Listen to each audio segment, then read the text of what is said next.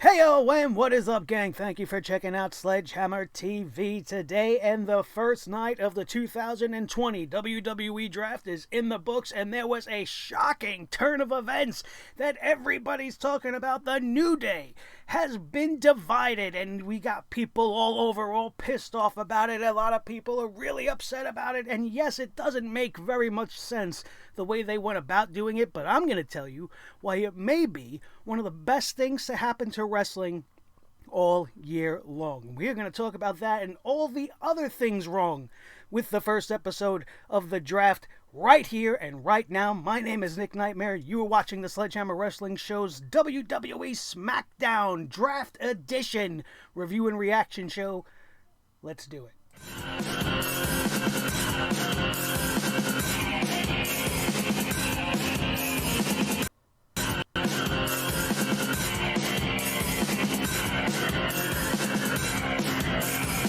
Sledgehammer Wrestling Show.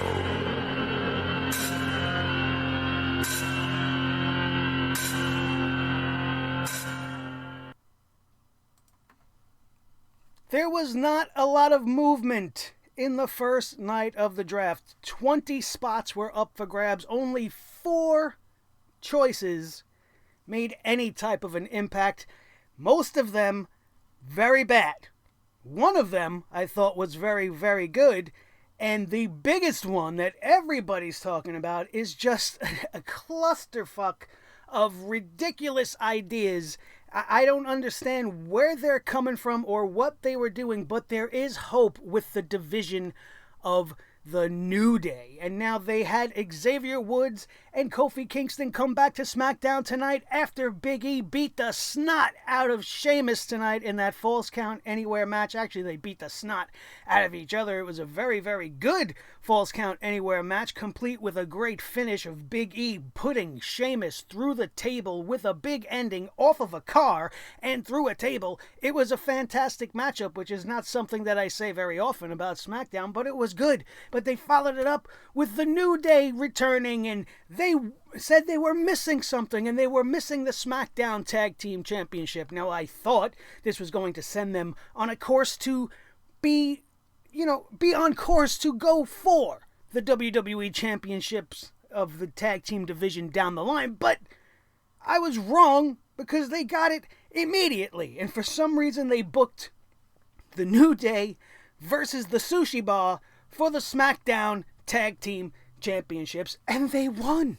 And they won. They didn't have to earn their spot. They simply had to ask for it. They got it, and now they are the new SmackDown champions.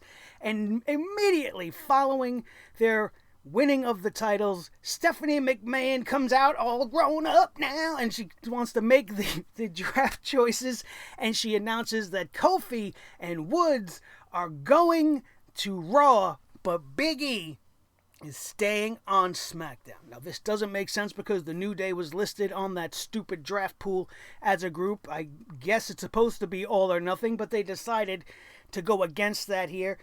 And I'm not mad. I'm not really that mad about it because there's one thing we can be hopeful for. The fact that Kofi and Woods now are the SmackDown Tag Team Champions and they are headed to Raw with those championships means that we have a possibility for unification in the tag team division. Now, everybody that's all pissed off about the New Day being split up, here's where there might be something that's going to save you. Because if they actually do the right thing, and we see the New Day versus the Street Profits for the unified tag team championships, finally, and the New Day wins, they're going to be floating across all shows.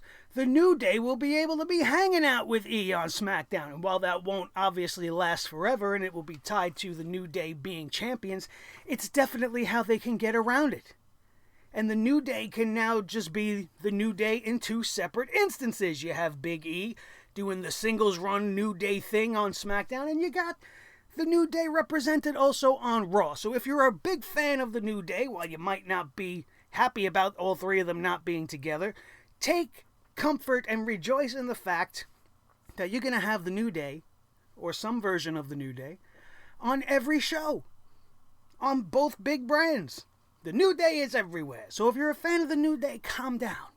This is all laying in the hands of Vince McMahon, which is a terrible, terrible thought, which nobody has confidence in. But if they unify the tag divisions and the New Day can go to any show, what does it really matter? It doesn't. So it may be good, you guys. It may be good. But this is the WWE, where they do stupid things like draft Seth Rollins to SmackDown and get my hopes up. Not that it's going to make Seth Rollins any better, but at the very least, Seth Rollins being picked in the first round as a new addition to SmackDown gets him away from Rey Mysterio and Dominic and the family feud thing that's going on over there. It gets him away from Buddy Murphy, and I'm okay with that. But then the WWE, in a later round, has to draft Rey Mysterio and Dominic to SmackDown, and then they have an interview where they make it very clear that they are not finished with Seth Rollins, and they are happy to be coming to the same show as him, and they are probably the only two people in the world that are happy about this, because if you're anything like me, you are sick and tired of Rollins versus Mysterio, and they didn't shake things up. All they did was take one of the worst stories, longest running, boring stories, where they've done pretty much everything there is to do on Monday Night Raw, and now putting it on the other show in its entirety, where you could have had Dominic break away from this whole Seth Rollins bullshit on Monday Night Raw on his own. And why did they have to come together? Dominic and Dad? Tiny Dad and Giant Baby Son had to come as a package deal. What about Mom? What about Aaliyah? Are they all moving to SmackDown? What does this mean for Aaliyah and Buddy Murphy? What if Aaliyah stays on Monday Night Raw? Who cares? Who cares? Who cares about any of that? I wanted it to be finished. So when Seth got drafted, I was like, oh, wow, that's a great move. It will be good for him. It'll freshen him up. He won't be the Monday Night Man Bun anymore. He'll be something about the Friday Night Smackdown Savior or whatever it's going to be. And it'll be fine. It'll be fine. It'll be different. It'll shake things up just a little bit. But they didn't, because they gave Seth Rollins his feud from where he's at to follow him to SmackDown, effectively ruining the better of the two shows. SmackDown, as we all know, has been superior to Raw. Not that it's great, but it's definitely the better of the two shows. And now you took one of the worst parts of Raw and moved it to SmackDown, and now I'm not really that excited about it. Some of the other moves tonight, not many that made an impact. Let's take a look at tonight's draft results. In the first round, as you can expect, both shows drafted in the number one position their respective champions. Drew McIntyre and Roman Reigns, both the number one pick for their brands. I hate the 3 and 2 rule. Why does Raw get 3 picks and SmackDown gets 2? I understand there's a third hour, but they should have even rosters. There's no reason why they need an additional 10 to 15 people when you have over 25 to 30 superstars as it is to fill out a 3-hour show. It makes the draft uneven. It makes it look certainly unfair. And it causes things like this to happen tonight, as well as that stupid draft pool thing where there's only a certain amount of superstars available tonight, and then there'll be a certain amount of superstars available on Monday. I hate that. It should be everybody in the pool. Otherwise, you get underwhelming draft picks like we got tonight. And you see things like the Hurt Business being drafted before an Intercontinental Champion. Now, I know the United States Champion is in that bracket with Bobby Lashley being the champ right now. But the Intercontinental Championship is the better of the two, in my opinion. And you have people like Naomi and Shayna Baszler and Nia Jax and Sasha Banks even being drafted before Bayley. If the brands are drafting their champions and championships can move brands, don't you think that SmackDown would want to lock down their women's champion? Why would they be taking Sasha Banks over Bayley? Is it because Bayley's not available tonight? Yes. And how does that make sense? Why would that make sense to anybody? Why wouldn't SmackDown be able to draft anybody that's already on their show to make sure they didn't go anywhere? Oh, because we got this draft pool. It's BS. It's BS, it's poop hammer bullshit, and I hate those stipulations. That's why we have guys like Ricochet in the 3rd round being drafted to Raw. Why would Raw even want Ricochet at this point? I was hoping Ricochet was going to be one of the names that moved. He needs a change of show. He has become so stale and so one note and just kind of dead as a character on Raw that he needed to be shaken up. He would fit great over on SmackDown. But no, they picked him, and they picked him before Big E. They drafted him before Xavier and Kofi. They drafted him before Sami Zayn or before a Samoa Joe, who I believe is eligible in the draft, but maybe not until Monday. See, that's why it makes it stupid. It makes it really stupid. Let's go section by section here. Number 1, Reigns and McIntyre, and Seth Rollins going to SmackDown, Asuka staying on Raw as the Raw Women's Champion, and the Hurt Business followed on Monday night. Round 2, Sasha Banks picked before Bayley for some unknown reason, and Bianca Belair, a great choice. This is the one that I said at the start of the show, one that I really liked.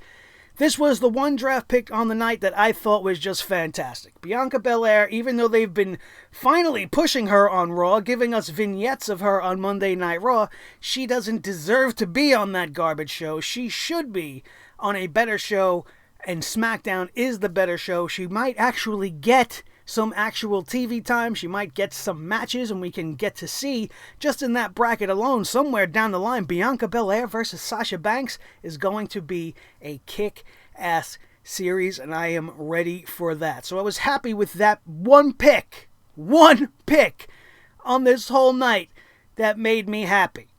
Everything else was pretty standard and didn't really move anybody anywhere and kept things the same.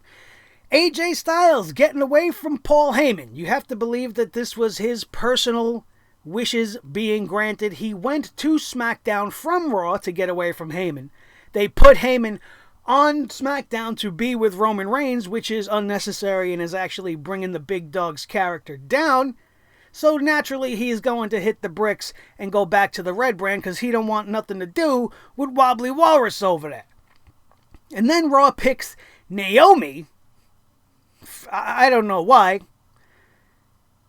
Shayna Baszler and Nia Jax. Again, not only do I not know why they would pick these girls over some of the other names available in the draft, Shayna Baszler and Nia Jax are the Women's Tag Team Champions who effectively float from show to show right now, so what does it matter where their allegiance lie? Shouldn't they have been exempt from the draft and only make that a point when their championship run is finished? Maybe give us a reason to give a shit. Oh my god, Shayna Baszler and Nia Jax are no longer the champions. Where are they going to go? Are they going to stay a team? Who's going to get them? Are they free agents now? Like do something interesting, but no, we just threw them here because we have picks to make, and I guess they wanted to give the females a good showing here, so they put a lot of the women in the second round. You got 4 females going in the second round. It seems more agenda-driven, if you ask me, because it doesn't really make sense. Even if you wanted a guy like the team like The Miz and Morrison, why would you pick Baszler and Jax over those guys? Or if you look who's on the board, Rey Mysterio, Big E. It just didn't make sense. I didn't like this round all that much outside of Bianca and AJ Styles, which we all expected. Round 3, you had Jey Uso and Rey and Dominic going to SmackDown, which just ruined all of the possibilities of Seth Rollins going to SmackDown. And then you have round 3, Ricochet. Mandy Rose. This pick made me laugh out loud because this meant nothing. Because you put her on Raw 3 weeks ago because of The Miz. Don't you think it would have been more interesting to have the Mandy Rose be maybe drafted back to SmackDown? Because SmackDown wanted her all along and they don't give a shit about what The Miz has to say about things. That would have been much more interesting. At least I think so. But no, Mandy Rose gets drafted to Raw after she was already drafted to Raw 3 weeks ago. So again, underwhelming and meaningless. And then The Miz and John Morrison going to the Red brand means they won't be around ruining SmackDown, which is the one thing they do, but they will add a whole lot of garbage to the dumpster fire that is Monday Night Raw, keeping the flames burning bright. Then in the final round of the night, Big E and the rest of the New Day, Xavier and Kofi, split. Big E staying on SmackDown, Woods and Kingston as the new SmackDown champions going to Monday Night Raw. Otis, the Money in the Bank contract holder, was drafted to SmackDown, but not Tucker. And why? Why not with Tucker? Why just Otis? They can't possibly draft Tucker over to Monday Night Raw. He will be lost. He will be useless. He will be fodder for the rest of that roster. It's not time to split this team up, and they should have been drafted together as heavy machinery in this spot right here. And the final 2 spots of the night for Monday Night Raw are just really, give me a break. Dana Brooke being picked by anybody in any draft shows how stupid the people running this draft is. She doesn't belong on this board at all. And then Angel Garza going absolutely nowhere, staying on Monday Night Raw. I guess that means Andrade will be moving to SmackDown come Monday night. There are a list of undrafted names. Out of the available names for tonight's draft, we had Buddy Murphy, Drew Gulak, Lucha House Party, Chad Gable, Tucker, Humberto Dr. Dimples Carrillo, and Mickie James all left on the board. Why would you pick Dana Brooke over a Mickie James? Why would you pick Ricochet over Chad Gable? It just doesn't make much sense at all. And that's the first round of the draft, the first night of the draft. Everything I think about it, it was absolute garbage. Nothing more than another big old poop hammer thanks to the WWE and their ridiculous creative department. I really don't get it. I don't get it. We also had a couple of big moments on the show. We had the return of Lars Sullivan, which I'm just like, meh. He doesn't really look like he belongs on a SmackDown. He looks like he belongs on Monday Night Raw. I don't care to really see him right now. They debuted him tonight the same way they debuted him the first time. He came and he hit with a splash and he went away. And then there was controversy and some people don't like him, and I really don't care about what he's done in his personal life one way or another. It doesn't matter to me. I just want him to be booked properly, and being on SmackDown I don't think is the place for him. He is now, though, in the pool for Monday. So expect Raw to draft him as we get to Monday night. That's what I think. Roman Reigns reveals the stipulation for Hell in a Cell, because Hell in a Cell isn't enough. He's now making it an I Quit match with his cousin Jey Uso at the pay-per-view of the same name.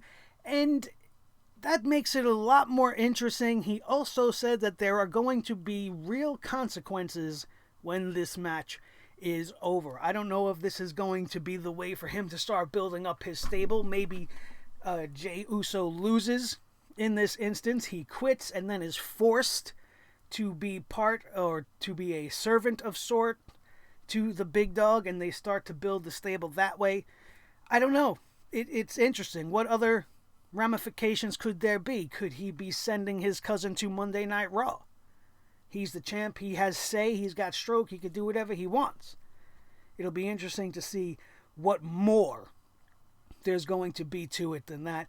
And then we had Sasha and Bayley facing off for the SmackDown Championship of the women's division, and this was a bait and switch all the way. Everybody was talking about, oh, I don't understand why they would book this match. I do. They wanted to get people to watch. They wanted you to believe that this match was actually going to happen. And while the bell did ring and the match did begin, within 5 minutes, we had a fuck finish, and Bayley got disqualified on purpose, and that enraged Sasha Banks even more so, in order for her to have a promo later on that night where she tells Bayley this is going to get done inside Hell in a Cell. She used to be her best friend. Now all she wants to do is beat her ass, and now if she wants hell, she's going to give it to her at Hell in a Cell for the SmackDown Women's Championship. Was this absolutely necessary? No. We didn't need to have this match happen on a draft episode of SmackDown, only for it to be as predictable as the day is long. Anybody that thought this match was going to have a clear winner or a clear conclusion doesn't know pro wrestling at all. This was their way of making you think you're going to see this end of the story match or this really big time match, only to extend it anyway. Now, I can't really fault them for that too much. They're trying to generate interest. They're trying to get people to watch. I think the draft alone was enough of a hook to get people that are just on the outside and not really watching enough to look in and see, all right, let's see how they're going to change things. And they didn't really change much at all when you look at it at the end of the day. As far as wrestling, we had some good matches. The match quality tonight was very good. As we said, Big E defeated Sheamus in the Falls Count Anywhere match. Very good matchup, very intense. Lots of eggs and flour and stuff being thrown around. We've seen some booty-O's being used as well, but the intensity was ramped up. Kendo sticks going through car windshields, both men beaten and bloodied and scarred by the end of this thing. It was a very good Falls Count Anywhere, and Big E gets a very big win on a night where he's the lone New Day man on SmackDown now. Jeff Hardy and Matt Riddle were made into a team because of some social media tweets. Matt Riddle was saying, oh my God, we got the draft coming. I hope Jeff don't get drafted. I'd love to be in a team with him. And then Jeff Hardy was like, yeah, sure, I'll be in a team with you. And then The Miz and Morrison made fun of this little exchange, and that's the reason why this match was made. Isn't that great? Isn't that a good way for wrestling to be written in 2020? Does that make you interested? No, it's just completely random and out of nowhere. And it was The Miz and John Morrison losing on their last night on SmackDown, which is what they do. When you lose during the draft, you're usually next up to go shipped over to the other show, which is kind of stupid because that just means that Monday Night Raw is getting another team of losers because you can't even win against the makeshift team of Matt Riddle and Jeff Hardy. And I think Michael Cole was really getting off on saying Matt and Jeff. He thought that was so great. Oh, Matt and Jeff getting it done. Shut up, you moron. And you could shut up even more so because Lars Sullivan came out after this match was over and just decimated everybody, in which Michael Cole probably said the word the freak or some sort of rendition of freakish and freak or the freak like 5,000 times within the 3 minutes this guy was actually on screen, which made it even more cringeworthy. How it's going to impact the WWE, I don't really know. And at this point, I don't really care. AJ Styles did a little interview where he was talking about how he should have been picked number one. He felt insulted. He should have been picked at the number one spot for SmackDown, but he's happy because he's going to Raw because he doesn't have to deal with cheaters like Jeff Hardy and Sami Zayn, when really we know who he means is Paul Heyman. Sasha Banks defeated Bayley via disqualification, only to have this more edgy, more ramped up before they put them inside or heads toward the Hell in a Cell match that obviously is going to be where this goes down. The New Day defeated the Sushi Boss, Shinsuke Nakamura and Cesaro. I expect them to possibly be drafted to Monday Night Raw as well. And maybe they will have all the tag teams on Raw. Maybe they won't do a floating division. Maybe that's in the cards. I don't think so. I don't think that would be smart. You have to have tag team wrestling on all the shows. At least once. You know, it just... I don't know. I'll tell you this. This whole situation with the New Day really is making things unpredictable as far as the tag team division is concerned. It's got me interested. And it could work out for the best. We'll just have to wait and see. And then in the main event of the evening, for still unknown reasons, the Fiend went one-on-one with Kevin Owens. This is what you would typically call a big money match. This is a main event. Kevin Owens is a superstar. The Fiend is a megastar. And this is the type of stuff you would want to reserve for a show like Survivor Series, one of the big four, or even a B-level pay-per-view like Hell in a Cell. But instead we got it here, and we got Kevin Owens booked to look pretty much like a chump because the Fiend no-sells everything. He's impervious to pain, and there was no way Kevin Owens was going to win this match. Did it make sense? No. Nothing that this company does make sense. This show as a whole, despite the fact that the wrestling was decent, was just a mishmash of garbage and a draft that practically did nothing. Majority of the roster stayed where they were, a couple of minor moves and a couple of major moves, but all the steam, all the momentum for tonight was based on what they did with the New Day. That's what their story was for tonight. They knew it, and they knew it. Did we have to see Stephanie doing all her shit for each of the drafts? I guess. I mean, somebody's got to do it. There's no authority figures. There's no GM. I thought they were going to make Adam Pearce do it, but instead we got Stephanie, which made it, I guess, seem more official.